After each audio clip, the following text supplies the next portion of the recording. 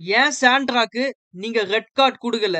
வினோத்தையும், திவ்யாவையும், கம்ருதீனையும் roast பண்ண தெரிஞ்ச உங்களுக்கு, சாண்ட்ரா சுபிக்ஷாவ அடிச்சது தெரியாதா? இல்ல அவங்கள ஸ்கூபிடு, நாய்ன்னு கூப்பிட்டது உங்களுக்கு தெரியாதா? ஏன் இந்த பாரபட்சம்? நீங்க ஏதாச்சும் சொல்ல போயி, அவங்க அழுது உங்களுக்கு எதிரா நரேட்டிவ் செட் பண்ணிடுவாங்கன்னு நீங்க பயப்படுறீங்களா?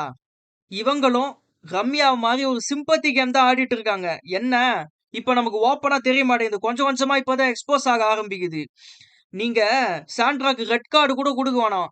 ஒரு எல்லோ கார்டு இல்ல ரோஸ்ட் கூட பண்ண முடியாதா? ஏன் அப்படி உங்களுக்கு? இப்ப இருக்கிற விஜேஎஸ் வந்து ஏதோ கடமைக்கு வந்து கடனுக்கு ஹோஸ்ட் பண்ற மாதிரி தான் பண்ணிட்டு போயிட்டு இருக்காரு.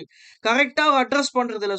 ஒரு தடவை திவாகர் வந்து கானாவையே அசிங்கப்படுத்துற மாதிரி பேசினாரு.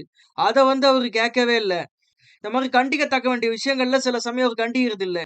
இந்த வாரம் திவ்யா நல்லா பெர்ஃபார்ம் பண்ணாங்க. அவங்களுக்கு ஒரு பாராட்டு குடுக்கல.